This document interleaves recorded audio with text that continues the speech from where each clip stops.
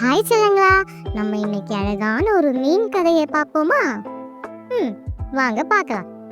ஒரு ஊர்ல ஒரு ஜொலிக்கும் நீல குளத்துல பின்னி என்ற ஒரு சின்ன மீன் வாழ்ந்து வந்தது.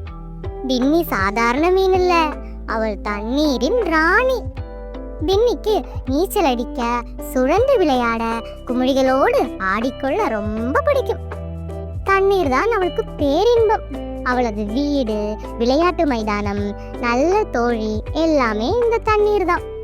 ஒரு பொலிவான காலையில ஆரு என்ற ஒரு சுட்டி பையன் அந்த குளத்துக்கு வந்தான். அவன் பின்னியை பார்த்துவிட்டு, அருமை, என்ன அழகான மீன், நான் அந்த மீனை தொடணும் என்று சொல்லி அவன் மெதுவாக கைகளை குளத்தில் விட்டான். பின்னி அந்த கையை பார்த்ததும் ஜூ என்று வேகமாக ஓடிவிட்டது. ஆரு சொன்னான். அவளுக்கு பயமா போச்சு போல. பிறகு ஆரு எதையும் யோசிக்காமல் அந்த பின்னி மீனை கையில் எடுத்தான். ஐயோ, பின்னி துள்ளியது. ஆனால் சில நேரத்திற்கு பிறகு நின்றுவிட்டது. ஆருவுக்கு கவலையாக இருந்தது. அவள் வாழ தண்ணீர் தேவை என்று ஆரு நினைத்தான். உடனே அவன் அந்த மீனை அந்த குளத்திலேயே விட்டுவிட்டான். பின்னி தண்ணீரில் விழுந்தவுடனே ஆட ஆரம்பித்து விட்டது. மகிழ்ச்சியோடு சுழண்டது.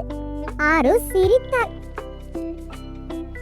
பின்னி உண்மையிலேயே தண்ணீரின் ராணிதான்.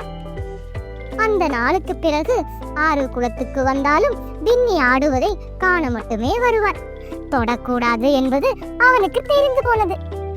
பின்னி அவள் மகிழ்ச்சியோடு நீரில் நடனமாடி வாழ்ந்து வந்தாள்.